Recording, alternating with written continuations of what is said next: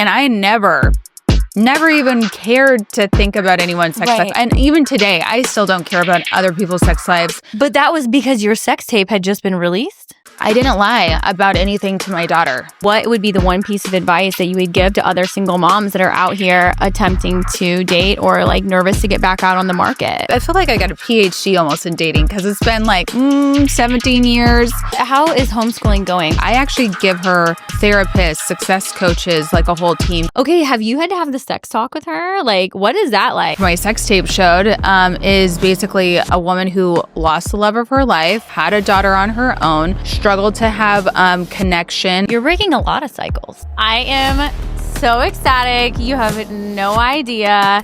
If you're a millennial, I feel like you're going to be obsessed. So today we have Farrah Abraham.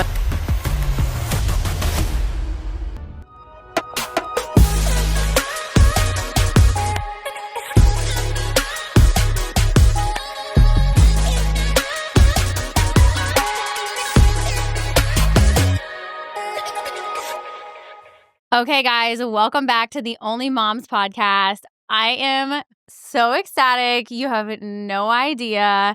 If you're a millennial, I feel like you're going to be obsessed.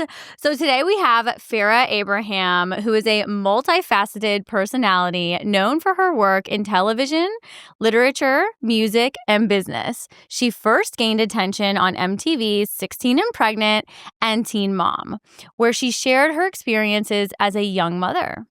She authored the New York Times bestseller, My Teenage Dream Ended, and ventured into music with an album of the same name. Abraham has pursued higher education, earning a BFA in entertainment business from the Los Angeles Film School, and is completing a master's in screenwriting. She is the founder of Enigma Productions, a female-owned production company focusing on artificial intelligence and empowering women in tech. Additionally, she has been recognized as a nominee for Forbes 30 Under 30 and the Shorty Awards for her innovative work in digital media. Wow, thank you. What an entrance. Oh, I feel like that doesn't even give you like all the hype. Yeah, should I actually add some more? I know a lot of women make fun of me for this, but you know what? This is the thing. I'm officially now a comedian since you've probably written this. I actually switched my master's of screenwriting into digital marketing, which I'm completing now, which is also very story and screenwriting driven. Mm-hmm. But there's a lot that's going on. So I am so happy to be here. I know. Only moms, right? Woo! So normally we cheers wine and we are in production of our non-alc, which I so wish, and I'm absolutely sending to you when it comes. Thank you. You're the best for that. Oh, yes. Well, cheers to you. Yeah, Let's just dive. Juices. All the juices. All the juices. Yes. Okay. So I think we have to start by just like acknowledging the fact that you're a major sex symbol, you know, and I feel like we should lean into that. I'm going to lean into it. I mean, I'm in my divine femininity. Of course, I'm going to lean right into that. And I feel like all women should. I do think that we go through phases where it's like we're constantly told, like, don't dress like that. Don't be too sexy. Don't do this. And then all of a sudden it's like, okay, now be sexy. Can I say something to that? Yes. I might be saying something very controversial, but like, I'm ready. You just said, like, should we be sexy? Should we not be too sexy? And you're talking to a woman who's kind of been through the ringer. Like I had to rebuild my identity. I did a lot of identity work. I went to trauma centers. I do 12-step living.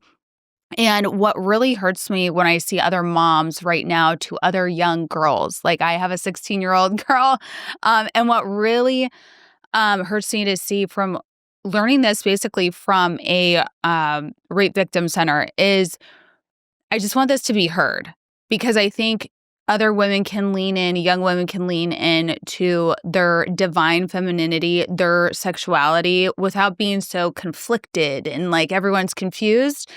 When I see women moms, stepmoms, adoptee moms, any other kind of mom out there, when you say and you like look and you critique and you're kind of almost judging your child or your daughter's clothing and you're like, oh, maybe you should go put like on longer shorts. Maybe you should go cover up more. Maybe you should do this. Maybe you should do that.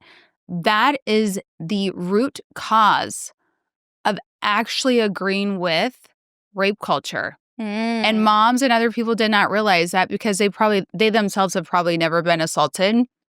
But one thing I learned from a female at the RBC Rape Victim Center is you can be piss-ass drunk, stark-ass naked, and no one has a right to touch you. Yes. So when it comes to clothing, and the reason why I bring this up, when it comes to clothing, do not ever pick apart someone's outfit and claim like they need to cover up or they need to do anything to prevent other criminals from criminal behavior.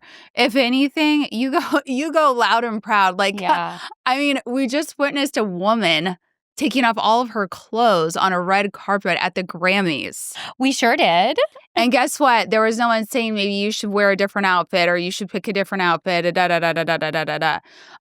And so I think we just need to understand, like, we are in moms, like we are in this time in society where you can really show, like, this is where I stand on consent culture. That is number one in our Constitution.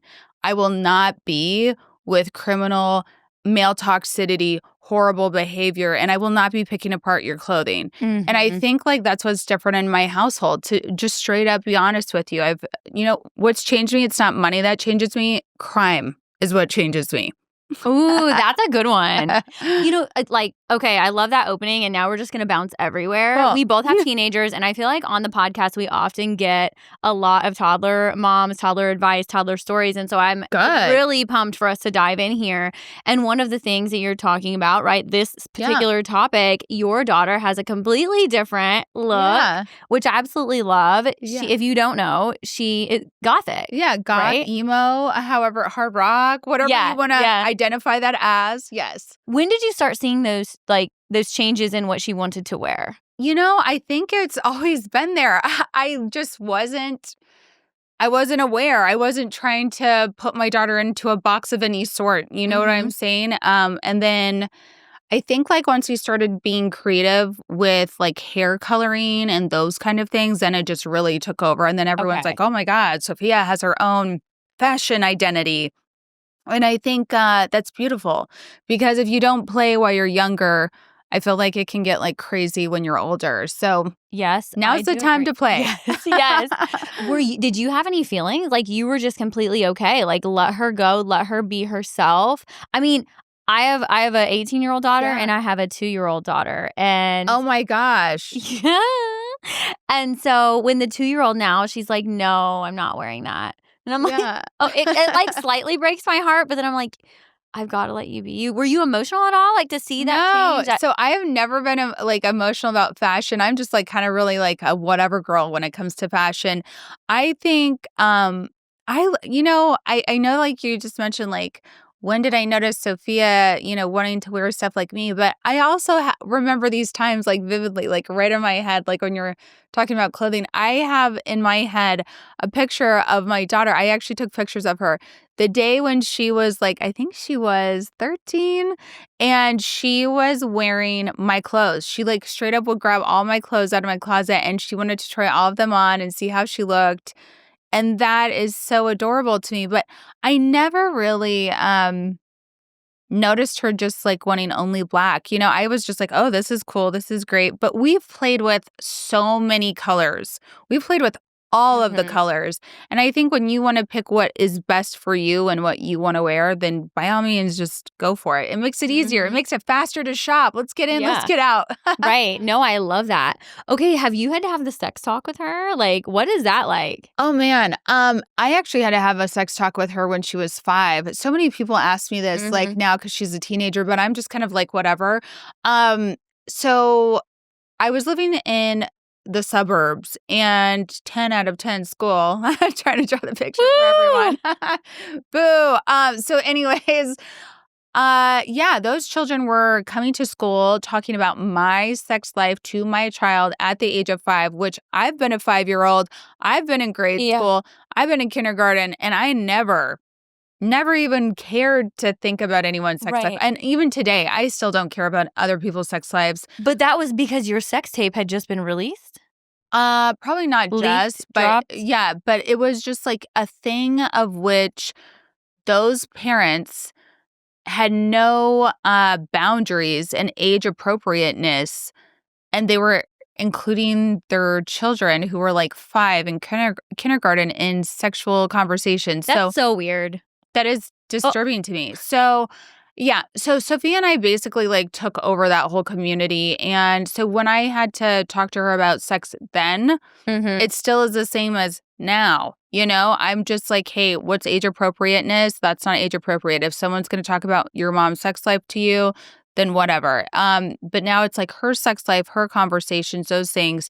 And I think I just am so great at embracing my sexuality. I also went to sex trauma therapy, and I just really know what's healthy. Like masturbation is healthy. Knowing what you like is healthy. Like pleasing yourself is healthy. Self-love, self-esteem, self-worth, self-value. And that's why I have the brand that I have. And that's why I want my daughter to be instilled with those things as well. So she doesn't have to go through a messy thing like my sex tape showed, is basically a woman who lost the love of her life, had a daughter on her own, struggled to have connection. I was very like uh, anxious, avoidant, and didn't really want a relationship after that if we're talking about attachment styles. Yeah. And some women, yeah, they call porn stars and then they have sex with porn stars. And that's what I did. I don't think I'm any different than a lot of people in my situation. And yeah, and then people talked about it. So I always say to my daughter, like when we're dating or we're thinking of things, like I actually give her like therapists, success coaches, like a whole team, because I don't really want it to be what I am saying. I like literally am like third person and I'm like, this is just what it is. And I think once we as moms look at like human nature as it is human nature, you can only do human nature so many different ways. And if you mix certain things, it will always turn out the same. And so that's what I did. I basically like took my daughter out of public school. I have her doing homeschooling. Right now, she's had a boyfriend for like 3 years who is long distance. We fly in, they fly in. He's homeschooled, great family. A couple of them did homeschooling there in his family, and some did public schooling. But either way, we found the way that we have like peace in life. We have no drama. We don't lie to each other. We don't have secrets. Um, yeah, I have no scares. I have no stress. I have nothing. And I think that's like a really beautiful place to be. Yeah. So you mentioned masturbation, and I think that's so Oh, interesting to have that conversation with your teen, especially your daughter, because remember how long it took us to have good sex? I mean, me? like Or real good I don't sex. know. Like I don't know. I don't struggle with having good sex. I feel like different sex. Like I've never not had good sex, but I feel like you realize the more you get to know your body, the better that you can make it. Right? Yeah, I feel like the main point there was just we don't need to have a significant other. We don't need to go reach and grab. And, because once you start reaching outside of yourself for a feeling, for something, you think that you need to like live vicariously through people, and you do not to be happy. I just want to put that out there. Like, right? That can lead to sex addictions. That can lead to alcohol addiction. That can lead to drug addiction. So all I'm saying is when you put it in internally, like how you self-love yourself internally, hopefully your moms at home tell you this. But internally, you have to have that self-love, and you have to know how to make that happen for yourself. No one else can make that happen for you. And that's just why I bring up masturbation and those things in a healthy way. And I sold out worldwide of male and female novelty toys, sex toys. And I really just believe in whatever sex you are.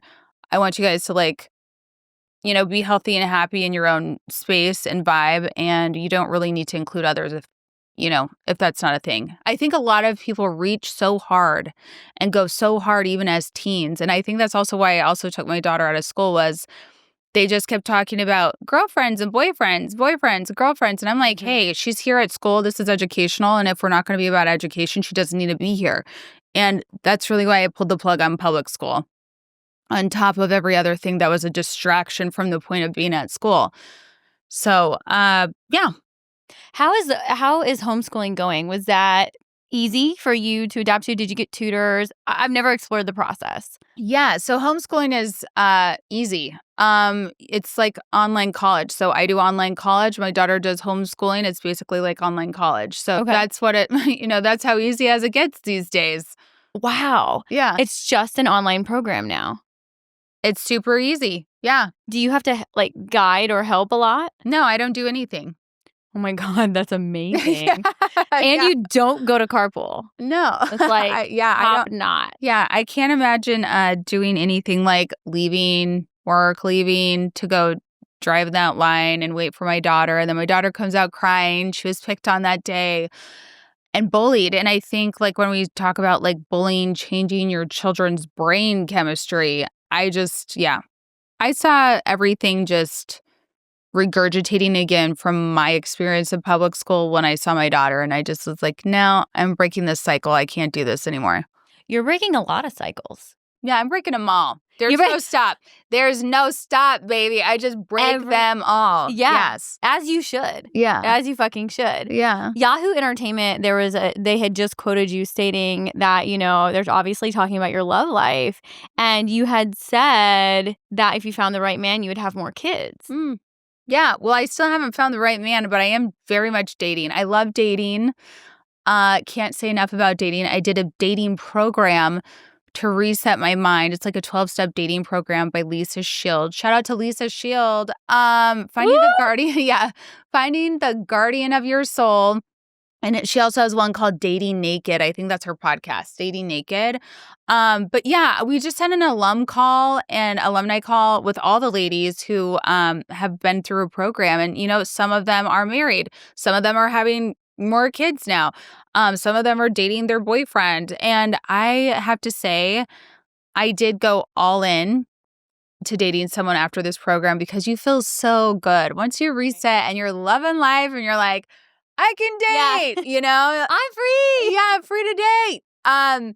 You go all in and I think you will meet an imposter of what you want. And I did. And we in our alumni call about dating, all the ladies who are successfully in marriage and having babies again, they were like, yeah, I met that imposter, the imposter of my love life.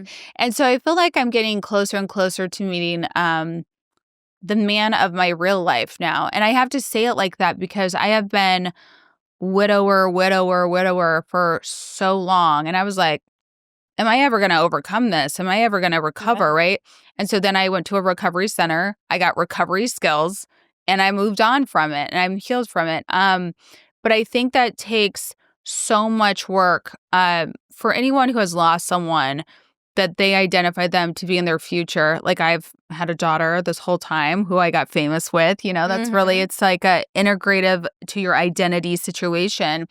And the love and the loss that you balance with that is pretty intense. So I think like the man who I'm finding for Farrah Abraham, or like if you're listening to this and you're like, the man I'm trying to find for me right now, whether it's 2025 or in the whole other year, has to be one man who is very secure, very confident, and knows how to balance communication in between all of the fun and just like this ginormous, ever accumulating world that I build around myself and for like this new person that would be with me.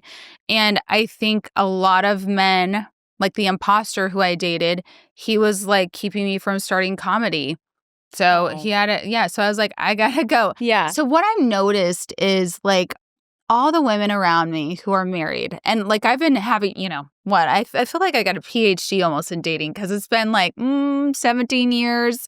I've been dating hardcore on every dating show, Millionaire Matchmaker, Single AF around the world. I'm getting ready to do another one on Netflix. And I have to say, I love when I get to see girlfriends or acquaintances, women who have men who literally give them money, like just put all their eggs in their basket so that they can be successful and, do whatever they want to do. And I'm like, wow, why can I not find a man who can do that for me rather than me doing that for them. And I think like staying in your feminine is the strongest point that you can be as a woman. And I think a lot of this world makes women very toxic masculine. Oh, yes. Which is why I went and did a relationship program for 12 weeks, $12,000, and put it all like out there. And it's taught by a husband and a wife who are modeling this to you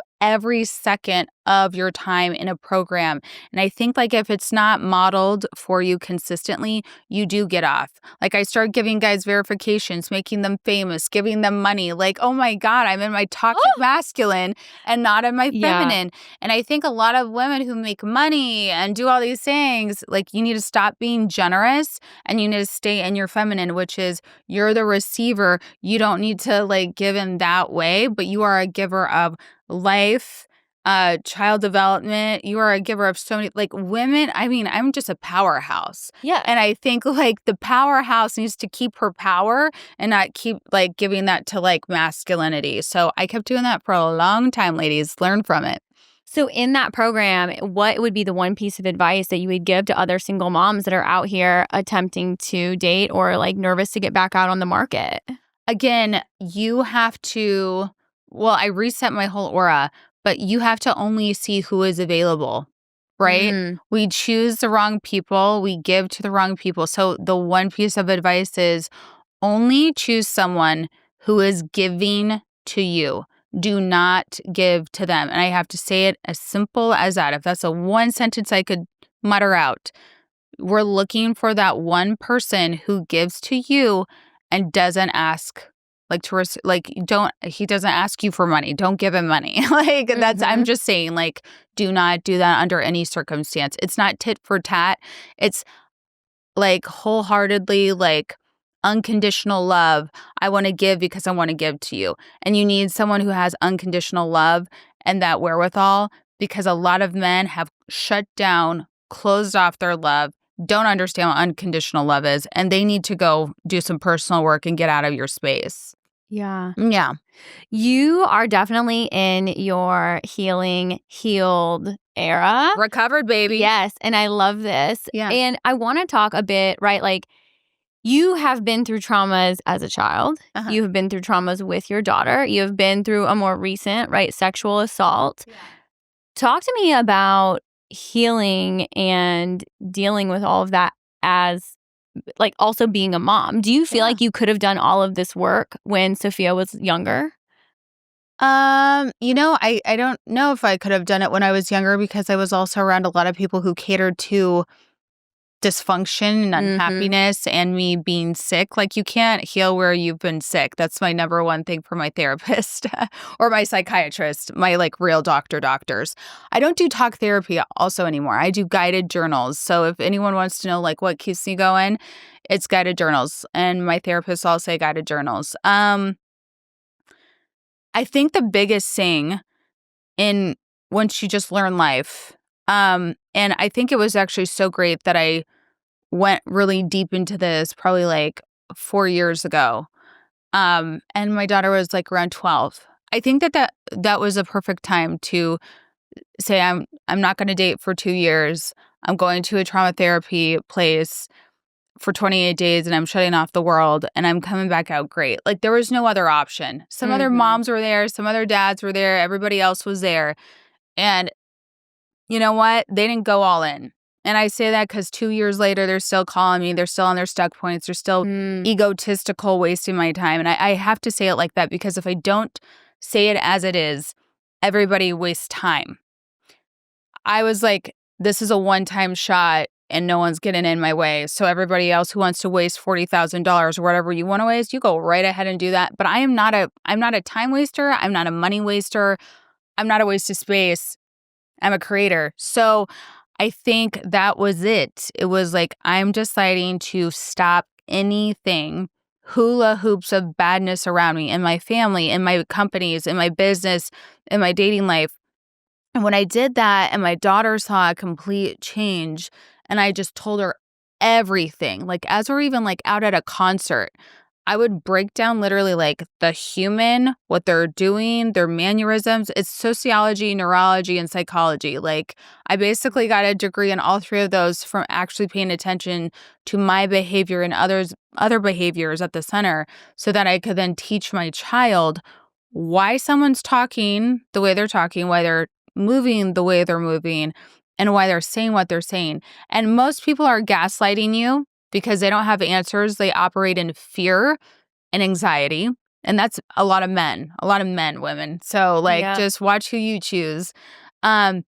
Welcome to season 2 of Only Moms. And you know I can't kick things off without a little treat from my favorites. So if you're new around here, let me fill you in.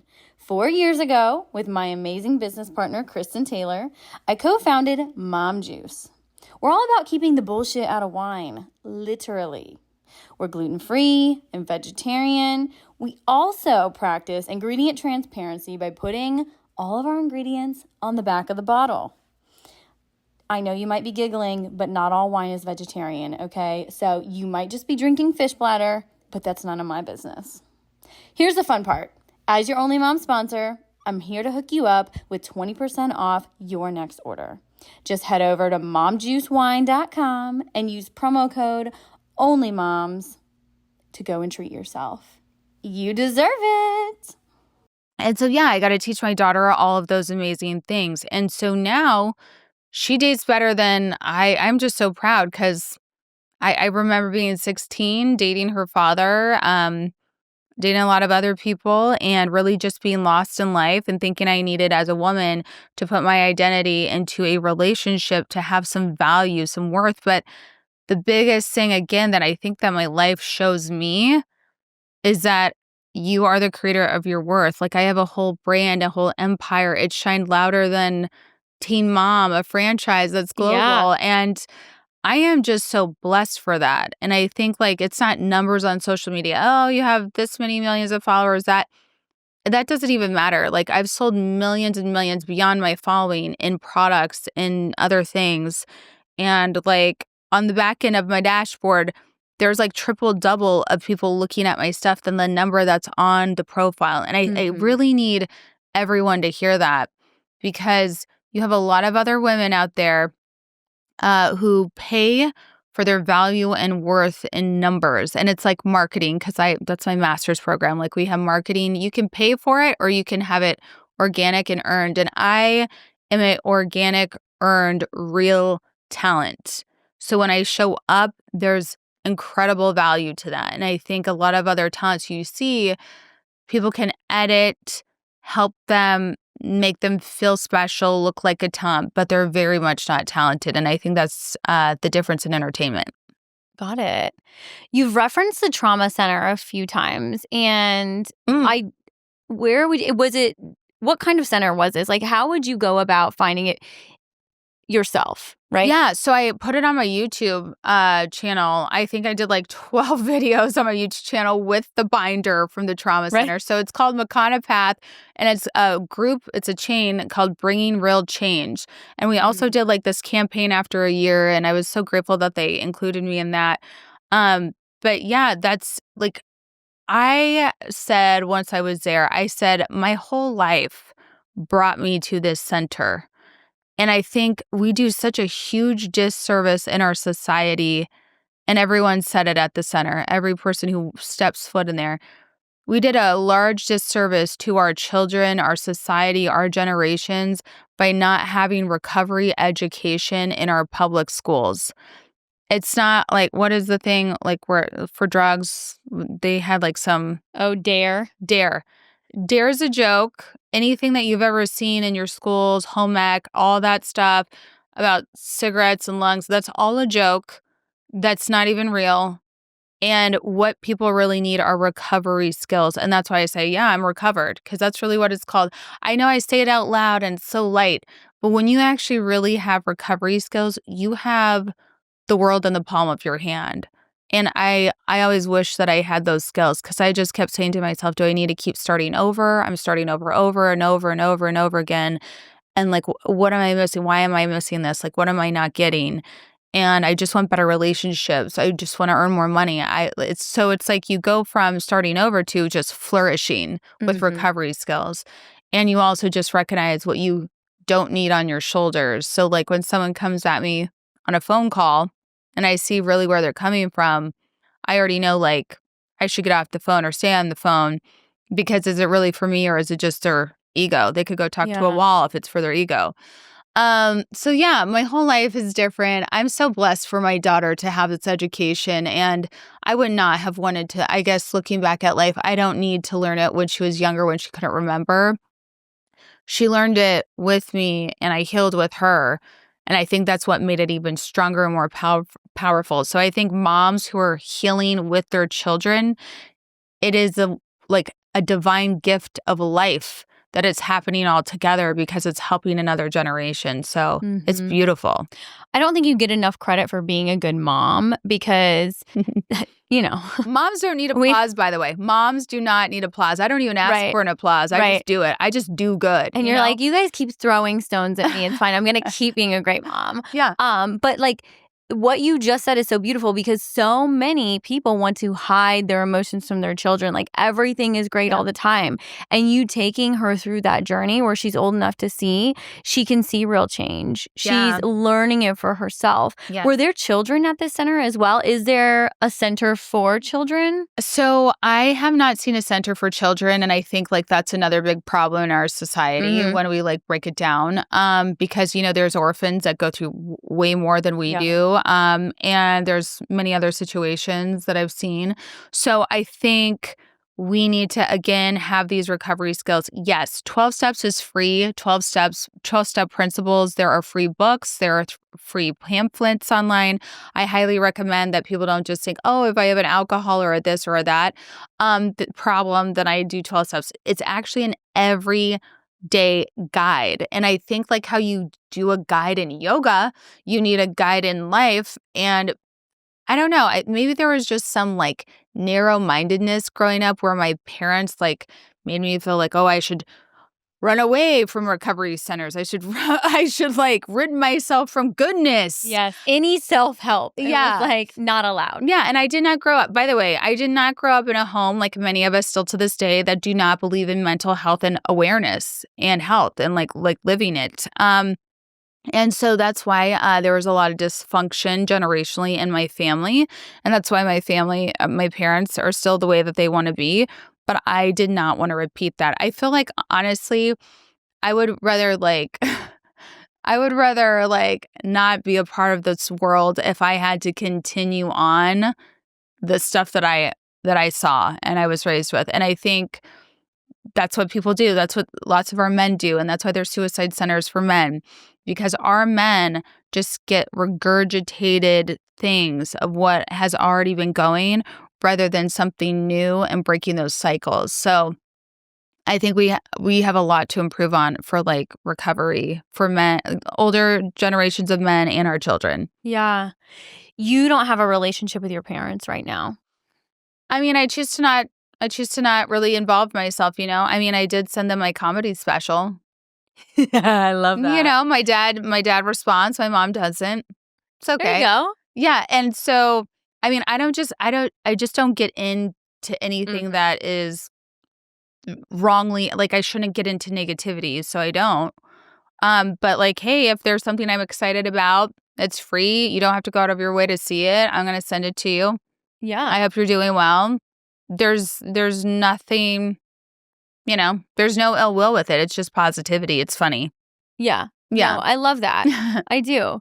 Okay. One thing that I did want to key in on before we like transition and stop talking so much negativity. But was it? Oh, no, it's not. I think this is something that all of us need to hear, right? Yeah. Like we're all just parenting through all the shit that life is constantly throwing at us. Life is real. It's so real.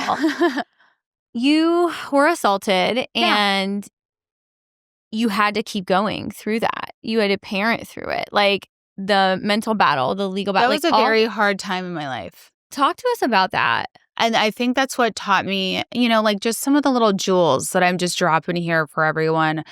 I just want you to know, like, without being so dark, I just want to keep life really happy right now in my life because I am honestly just happy. But I have just seen so much sadness that it's just like, if I could just tell you what not to do and critique in your child's clothing to help protect their safety in the future, I'd rather just drop it in a line, right? Like, that's why I started that.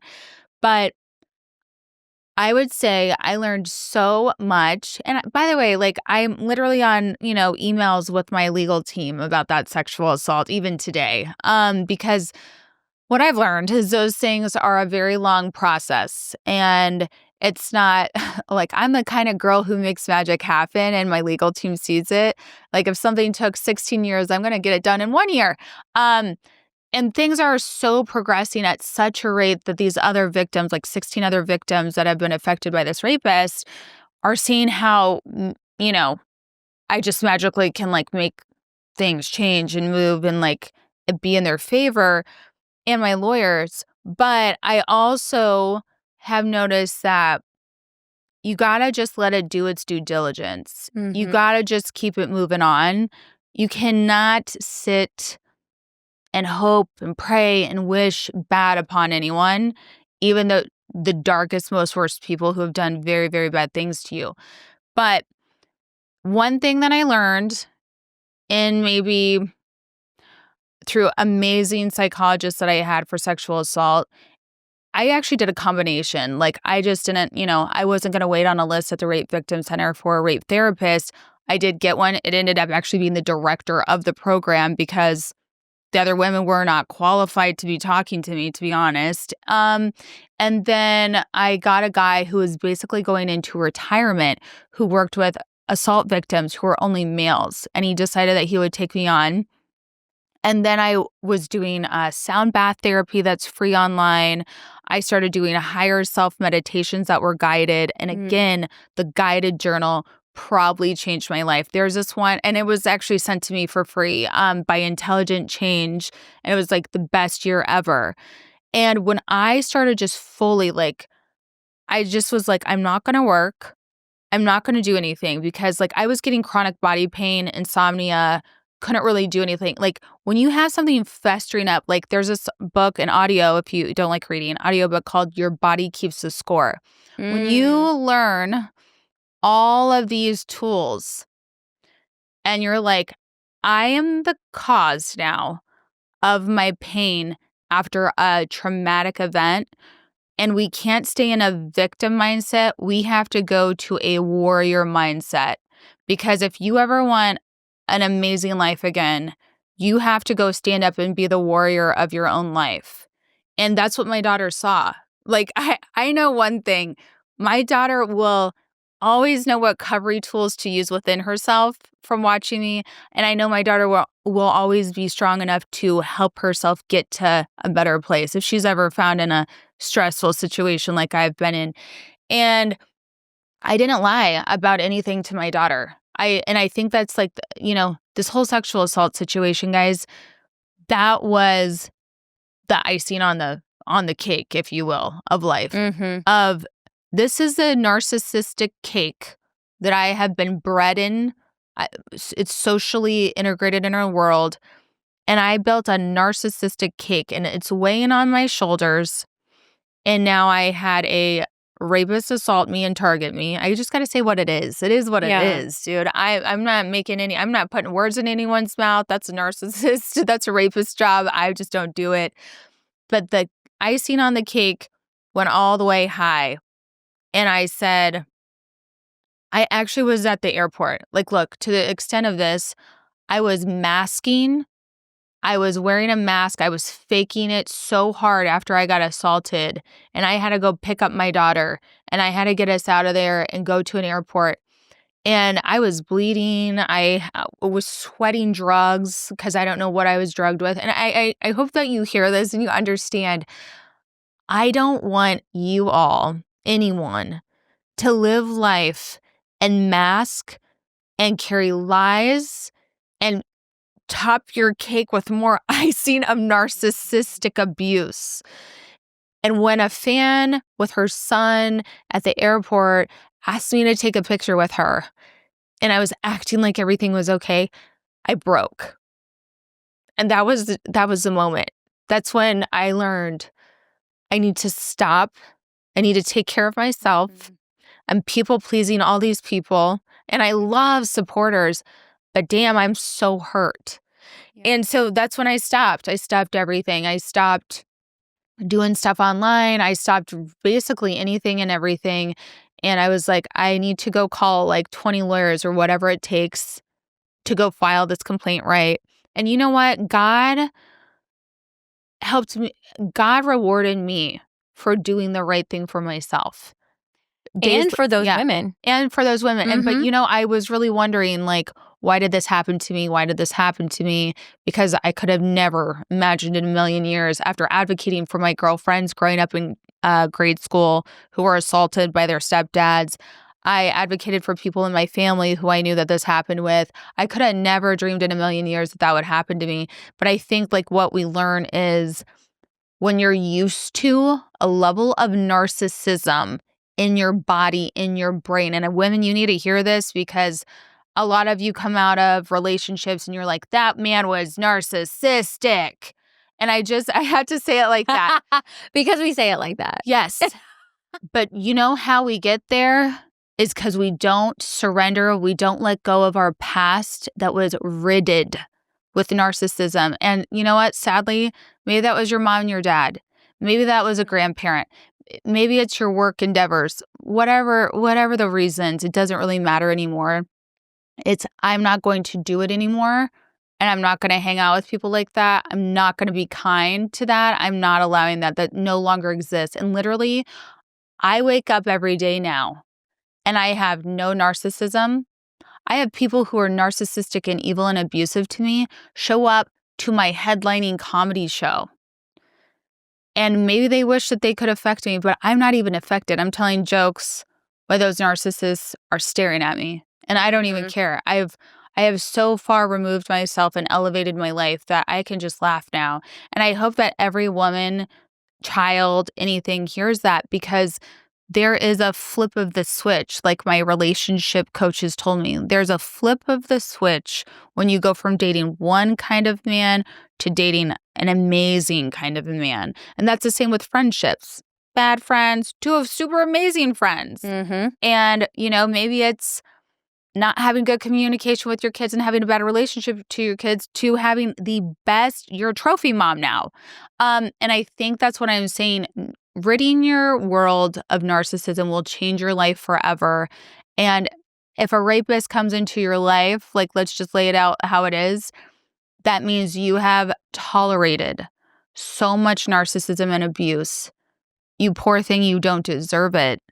And it's like, all right, you're done with this victimizing behavior. Let's go make you a warrior and a victorious person over your life. So yeah, things will happen in your life, but it probably happened to show you enough was enough. Yeah. That was a lot. That was good. Yeah. And happy Sexual Assault Awareness Month. I know that's coming up. Oh. April is that. So lots of love to everyone who is, probably support groups, recovery groups. Again, I just think sexual or rape victim centers and some of those centers, they are doing God's work every day. And I would not have had the advocacy for myself, the words to even share with you guys today, because they showed me how to advocate for myself. Just be honest, just say what it is. Let's just correct this now. It doesn't matter what you're wearing. It doesn't matter what you're looking like. It doesn't matter the drugs in your system. It does not matter. Wrong is wrong. Narcissism and abuse and attacking someone is wrong. And those people need to be held accountable, just like everybody else is held accountable. So mad love and strength. Cheers to that. I want to flip the script a bit. Yes. I want to talk about your ketamine therapy. So I just arrived from ketamine. That's also a situation where the doctors take their time. They're checking in, and then I'm a little late for this podcast. And So taking care of oneself, it does take time. But yeah, so I do ketamine treatments and I do them properly. I was on a podcast yesterday with a bunch of guys, a bunch of comedians, and they're doing it with no doctors, snorting it at home. And there's a million ways. I saw there are at-home treatments, and I was like, So I don't think I'd ever trust myself at home doing ketamine. And I also feel like I need to have my blood pressure checked, it being under insurance. And by the way, it's free now under insurance. So if no one knew that, it is free. And totally take advantage of those kind of things. So moms, they say that ketamine therapy or ketamine treatments can help with postpartum depression, can help with anxiety, OCD. Everything. I'm just letting you guys know. Ketamine, I literally tried it for the first time this winter break.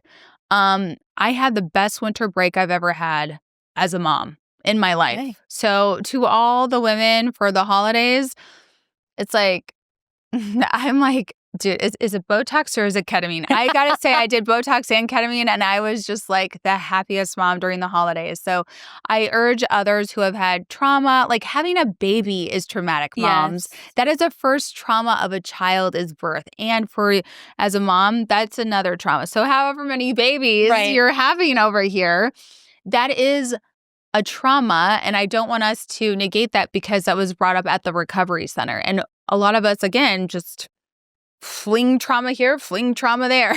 Right. It's fine. Yeah, Walk but us ketamine. through, when you go into your appointment, what exactly do they do? So yeah, all I did like today, we go in, we say, hey, do you want this many milligrams? I just keep the same dose consistent every week because these are just follow-up treatments. So initially you'll do 12 sessions of ketamine back to back, twice a week until it's done.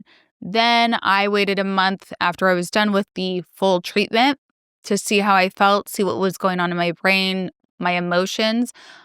I am diagnosed, though, with ADHD-I, which is an attentive disorder as well.